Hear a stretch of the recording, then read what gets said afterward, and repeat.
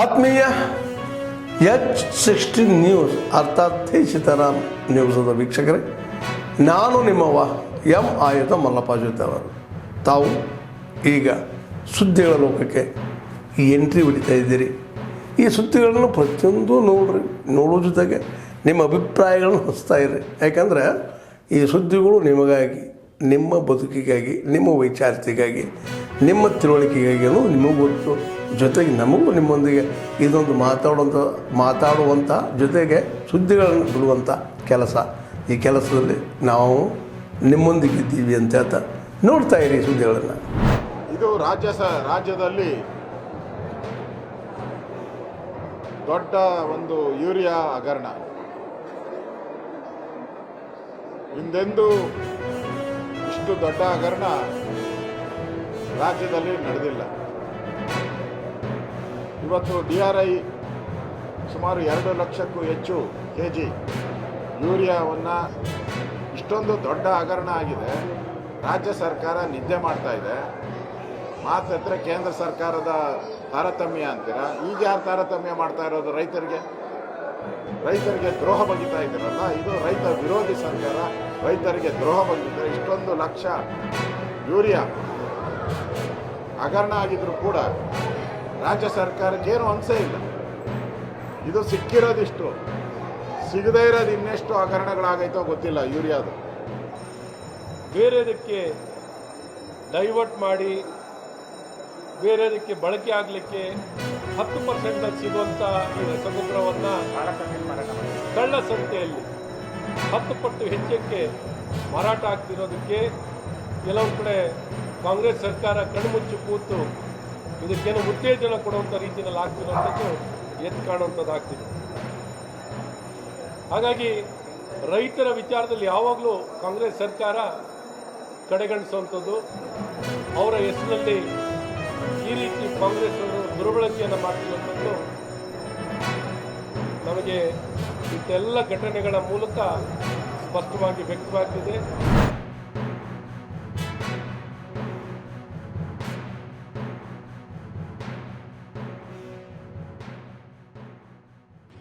ಸಬ್ ಇನ್ಸ್ಪೆಕ್ಟರ್ದು ಬರೀ ಇನ್ನು 10 ಉಳ್ಕೊಳ್ಳುತ್ತೆ. ಅದನ್ನು ನೆಕ್ಸ್ಟ್ ರೆಕ್ರೂಟ್ಮೆಂಟ್ನಲ್ಲಿ ನಾವು ಈಗಾಗಲೇ ಮತ್ತು 600 ರೆಕ್ರೂಟ್ಮೆಂಟ್ ಮಾಡಬೇಕು ಅಂತ ಹೇಳಿ ಫೈನಾನ್ಸ್ನವ್ರಿಗೆ ರಿಕ್ವೆಸ್ಟ್ ಮಾಡಿದ್ದೀವಿ. ಅದು ಅಪ್ರೂವ್ ಆದಮೇಲೆ ಅದನ್ನು ನಾವು ತಗೊಳ್ತೇವೆ. ಆಗ ನಿಮಗೆ ಆ 10 ಏನು ಖಾಲಿ ಇರುತ್ತೆ ಅದನ್ನು ಕೂಡ ಕೊಡ್ತೇವೆ. ತಮಗೆ ತಾವು ಕೇಳಿದಿರಿ,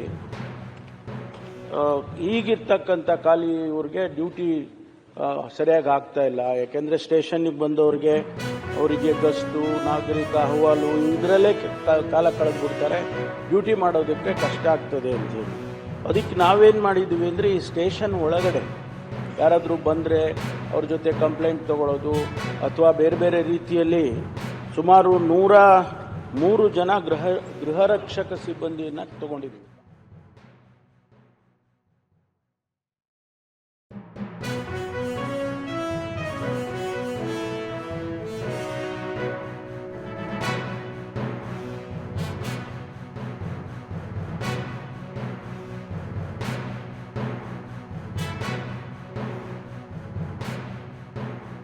ಈ ಜನಗಳಿಗೆ ಆಗಿರುವಂತಹ ತೊಂದರೆಗೆ ಸಾಕಷ್ಟು ಪರಿಹಾರ ಸಿಗುತ್ತೆ ಅಂತ ನಾವು ನಂಬಿದ್ದೇವೆ. ಇದು ಆ ಜಿಲ್ಲೆಯಲ್ಲಿ ಬೇಡಿಕೆನೂ ಕೂಡ ಆಗಿದೆ. ಕೆಲವು ಕೋರ್ಟ್ ನಿರ್ದೇಶನನೂ ಕೂಡ ಇದೆ ಇದರಲ್ಲಿ. ಅವೆಲ್ಲವನ್ನ ನಮ್ಮ ಸಮಿತಿಯಲ್ಲಿ ಕೂಲಂಕುಷವಾಗಿ ಪರಿಶೀಲನೆ ಮಾಡಿ ಚರ್ಚೆ ಮಾಡಿ ಈ ಪರಿಹಾರದ ಉದ್ದೇಶದಿಂದ ಈ ತಿದ್ದುಪಡಿಯನ್ನ ತಗೊಂಡು ಬಂದಿದ್ದೇವೆ. ಅಂಗೀಕರಿಸಿಕೊಡ್ಬೇಕಾಗಿ ಸಭೆಯನ್ನ ಅಧ್ಯಕ್ಷರ ಇದು ಸ್ವಾಗತ.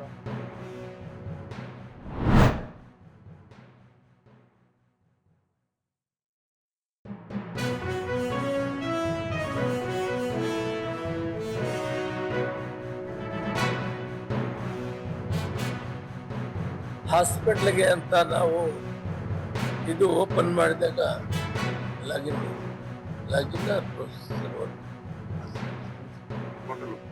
ಹೋಟೆಲ್ ಓಪನ್ ಮಾಡಿದಾಗ ಸುಮಾರು 3,96,000 ಅರ್ಜಿದಾರರು ಬಂದಿದ್ದಾರೆ. ಅದನ್ನ ಈಗಾಗಲೇ ನಾವು ತೀರ್ಮಾನ ತೆಗೆದುಕೊಂಡಿದ್ದೀವಿ.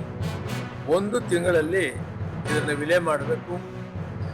ಯಾರು BPL ಇರ್ತಾರೆ ಅವ್ರಿಗೆಲ್ಲ ಕಾರ್ಡ್ ಕೊಡುವಂಥದ್ದಾಗಬೇಕು. ಈ ಹೊಸದಾಗಿ ಬಂದಿರೋ APL ಕಾರ್ಡನ್ನ ಮತ್ತೆ ನಾವು ಅದನ್ನ ರಿಜೆಕ್ಟ್ ಮಾಡಬೇಕು ಅಂತ ಹೇಳಿ. ಯಾಕಂದ್ರೆ ಹಿಂದೆ ಇದ್ದಂಥವ್ರನ್ನ ನಾವು APL ಈಗ ಹೊಸದಾಗಿ ಬಂದಿರೋದನ್ನ ರಿಜೆಕ್ಟ್ ಮಾಡಬೇಕು ಅಂತ ತೀರ್ಮಾನ. ಯಾಕಂದ್ರೆ APL ಕಾರ್ಡ್ ಅವರು 5% ಕೂಡ ಹಾಕಿದಂತ 10% ಕೂಡ ತಗೊಳ್ತಿಲ್ಲ. ನಮ್ಮ ಹತ್ರ 14,000ಕ್ಕಿಂತ 25 ಲಕ್ಷ APL ಕಾರ್ಡ್ ಇದೆ, ಆದ್ರೆ ಅವರ ತೆಗೆದುಕೊಳ್ಳೋದು.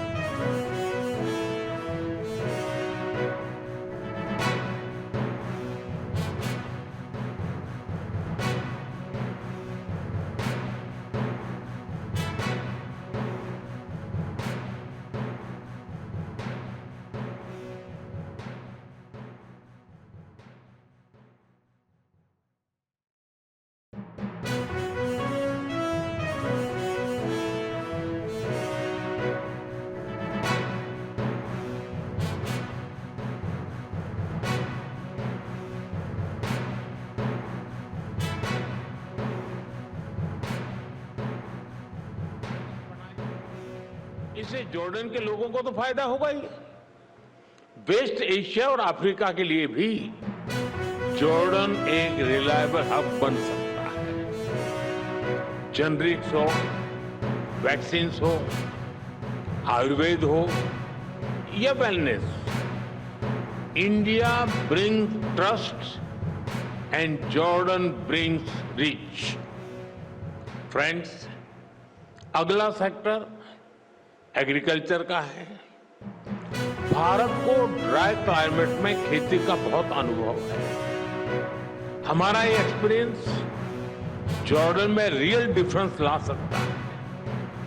हम प्रिसीजन फार्मिंग और माइक्रो इरिगेशन जैसे सॉल्यूशन पर काम कर सकते हैं।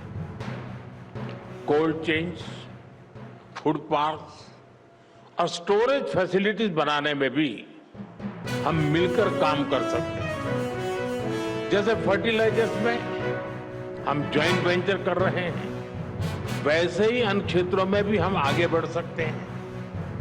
फ्रेंड्स, इंफ्रास्ट्रक्चर और कंस्ट्रक्शन तेज ग्रोथ के लिए बहुत जरूरी है। इन क्षेत्रों में हमारा कोलैबोरेशन हमें स्पीड और स्केल दोनों देगा।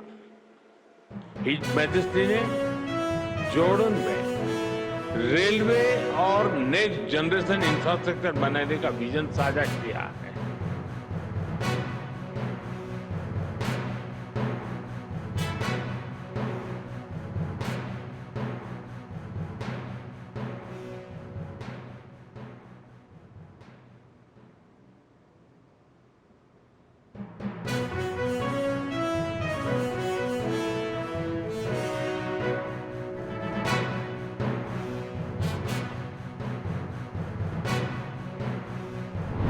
ಆತ್ಮೀಯರೇ, ಎಲ್ಲ ಸುದ್ದಿಗಳನ್ನು ನೋಡಿದ್ರಲ್ಲ, ಏನು ಅನಿಸ್ತು ನಿಮಗೆ?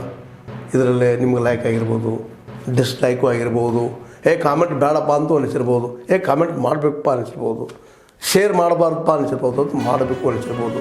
ಏನಾದರೂ ಆಗಲಿ ಶೇರ್ ಮಾಡ್ತಾಯಿರಿ, ಈ ನ್ಯೂಸ್ಗಳನ್ನ ಹಂಚ್ತಾ ಇರಿ, ಜೊತೆಗೆ ಇದಕ್ಕೆ ಸಬ್ಸ್ಕ್ರೈಬ್ ಆಗ್ತಾಯಿರಿ ಅಂತ ಹೇಳ್ತಾ H16 ನ್ಯೂಸ್ ಅರ್ಥಾತ್ ಹೇ ಸೀತಾರಾಮ್, ಇದು ಸತ್ಯದ ಕೈಗೆ ನಡಿ. ವಂದನೆಗಳು.